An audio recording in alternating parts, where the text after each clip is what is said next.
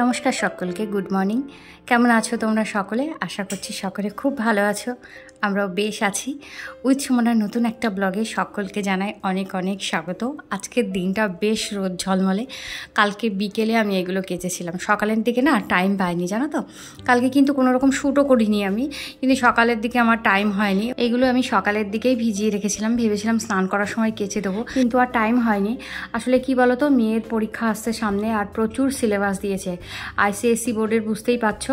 মেয়েকে আমি সাধারণত সন্ধ্যাবেলাটাই ওকে পড়াই, তো দুভাগ করে পড়াই। সন্ধ্যাবেলা একবার পড়াই, তারপরে খাওয়া দাওয়া হয়ে গেলে তারপরে আর একবার পড়াই, যাতে একটানা না হয়। কিন্তু এতেও না সিলেবাসটা ঠিক কমপ্লিট করানো যাচ্ছে না, কেননা বাচ্চা মানুষ, বুঝতেই পারছো যে একটানা ওরা পড়তে চায় না। তো সেই জন্যে আমি ঠিক করেছি দুপুরবেলাও একবার করে একটুখানি বসাবো ওকে, না হলে না কমপ্লিট করাতে পারবো না আমি সেভাবে। তো কালকের ভেজা জামা কাপড়গুলো ছাদে দিয়ে আর নিচে চলে এসেছি। আর এগুলোকে কালকে জল দিয়েছিলাম, আর যেদিন আমি জল দিই তারপরে বেশ কয়েকদিন একটু রোদ্রে দেওয়ার চেষ্টা করি, যাতে গোড়াটা পচে না যায়।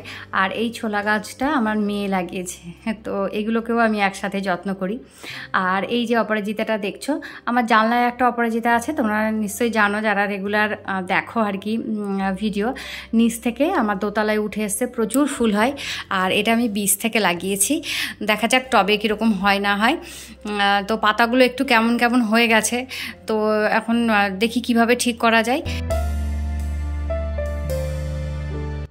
আজকে এই ঘরের বেড কভারটা পাল্টাবো। এই ঘরের বেড কভারটা কী বলো তো, সাধারণত আমি কেচে নিয়ে আবার শুকিয়ে সেটাই পাতি, তো অনেক দিন একঘেয়েমি হয়ে রয়েছে, তো সেই জন্য ভাবলাম একটু আজকে চেঞ্জ করব। তো ওটাকে বাদ দিয়ে সাথে সাথে অন্য একটা বেড কভার বার করেছি, এটাই পেতে দেবো এখন, বেশ কিছুদিন পাতা থাক, একটু অন্যরকম দেখতে ভালোই লাগে।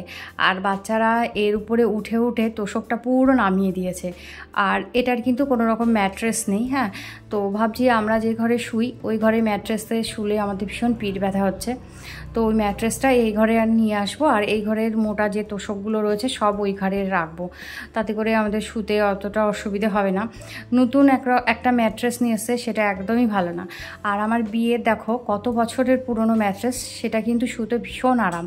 আর সেটাতে আমরা সবাই শুইও, মনে হয় যে ওরকম কিছু একটা পেলে বোধহয় ভালো হতো, কিন্তু আমার হাজব্যান্ড অনেক খোঁজাখুঁজি করেছে, ওইগুলো আর পাওয়া যাচ্ছে না। তো যাই হোক, আর এই নতুন বেড কভারটা পেতে বেশ ভালোই লাগছে।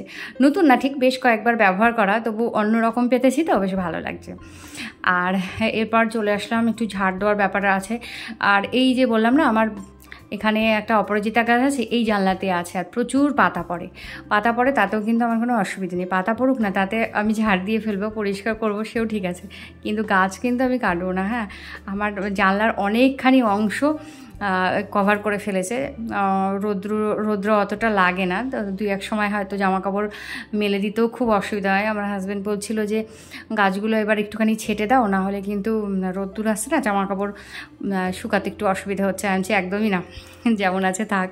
একদম ঘরের মধ্যে দাঁড়িয়ে দাঁড়িয়ে ফুল পাড়ি, এর যে কী আনন্দ, যারা নিজেরা এই জিনিসটা ফিল করেছে তারাই বুঝতে পারবে। আর প্রতিটা গাছে নিয়ম করে সার জল দেওয়া, এটা একটা সন্তানের মতো আমার, হ্যাঁ। আর যাই হোক, লাস্ট আমি একটা ভিডিও গাছ দিয়ে ঘর সাজানো, যে ভিডিওটা আমি শেয়ার করেছিলাম, সেটা সবার খুব পছন্দ হয়েছে, তো থ্যাংক ইউ তোমাদের এতটা ভালোবাসা দেওয়ার জন্য। তো আর যারা নতুন দেখছো এই ভিডিওটা, তারা কিন্তু ওই ভিডিওটা দেখে নিতে পারো, আমি গাছ দিয়ে কিভাবে আমার ঘরটাকে পুরো সাজিয়েছি সেটাই দেখাবো। খুব বেশি দামি দামি জিনিসের প্রয়োজন হয় না, একটুখানি সবুজের ছোঁয়া, সজীবতা এনে দেয় আমাদের নিজেদের বাসস্থানকে, তো সেটাই আমি শেয়ার করেছি। এছাড়াও গাছ নিয়ে আমি আরও একটা ভিডিও শেয়ার করেছিলাম, আমি কিভাবে গাছের পরিচর্যা করি, তো সেটাও কিন্তু তোমরা দেখে নিতে পারো। তো সমস্ত কাজকর্ম শেষ, এবার আমি একটু স্নান করতে যাব। আমি কিন্তু সকালবেলা উঠেই গা হাত পা ধুয়ে তারপর আমি কিন্তু ড্রেস চেঞ্জ করেছি, কারণ ড্রেস চেঞ্জ না করলে না রান্নাঘরে যাওয়া যায় না। এর ফাঁকে ফাঁকে কিন্তু আমার গরম জল খাওয়া, আমার নিজের ব্রেকফাস্ট খাওয়া, ছেলে মেয়েদের ব্রেকফাস্ট দেওয়া সব হয়ে গেছে। তো আমি যদি বাসি গায়ে থাকি তাহলে আর আমার সেইগুলো আর হয়ে ওঠে না, ওই জন্য আমি জামা কাপড় ছাড়ি, তারপরে না হয় আবার স্নান করে নেব। তো ভীষণ গরম লাগছিল, তা ভাবলাম একেবারে স্নান করে নিয়ে তারপর রান্নাঘরে ঢুকবো। আর আজকে রান্না তেমন করতে ইচ্ছা করছে না, মনে হচ্ছে অন্যান্য কাজগুলো করে করে বেড়ায়, কিন্তু রান্না করতে ইচ্ছে করছে না একদম। তো যাই হোক, আর এইগুলোও কালকে বিকেলের দিকে আমি ধুয়ে দিয়েছিলাম, তো সেইগুলো এখন ভালো তো শুকায়নি, তো এইভাবে একটুখানি মেলে টেলে দিলাম। আর কি বলো তো, একটু বুদ্ধি খরচ করে কাজ করলে না কাজগুলো বেশ কমপ্লিট করা যায়। হ্যাঁ, আর যদি একবার এটা একটু একবার ওটা একটু যদি করা যায় তাহলে সেই কাজগুলো দেখবে কমপ্লিটই হয় না। দু একদিন কিন্তু এরকম হয়, তাই না, যে একবার এই কাজটা করে বেড়াচ্ছে, একবার ওই কাজটা করে বেড়াচ্ছি, সারাদিনই কিন্তু কাজ করছি, অথচ কিন্তু কাজ কমপ্লিট হচ্ছে না।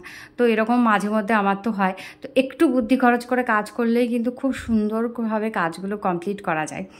আর হ্যাঁ, তোমরা যারা রসুন ছাড়াও তারা এইভাবে একটুখানি থেতো করে নিয়ে রসুনের খোসাটা ছাড়িয়ে দেখো, কত তাড়াতাড়ি ইজিলি হয়ে যায়।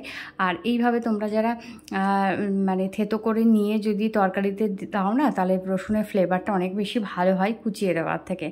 আর বেটে দিলে সেটা ব্যাপারটা তো আলাদা, তবুও খোসা ছাড়ানোর ক্ষেত্রে কিন্তু এভাবে থেতো করে নিয়ে দিলে ভীষণভাবে মানে ভালোভাবে হয় আর কি, তাড়াতাড়ি। তো কালকে রাত্রিবেলা আমি একটুখানি তোমার ঘুগনির যে ডালগুলো হয় না, সেইটা ভিজিয়ে সেদ্ধ করে রেখেছিলাম, ভেবেছিলাম রাত্রে রান্না করব। তো রাত্রে অনেক তরকারি ছিল, আর তাছাড়া সিঙ্গারা মিষ্টি এসব আমার হাজব্যান্ড নিয়ে এসলো। তো বাচ্চারা ওসব খাওয়ার পর আর কিচ্ছু খায়নি ওরা সেভাবে। তো আমি ডিম আর আলু সেদ্ধ দিয়েছিলাম কালকে রাত্রে, দিয়ে সবাই মিলেই ভাত খাওয়া হয়েছে, কালকে আর রুটি করা হয়নি।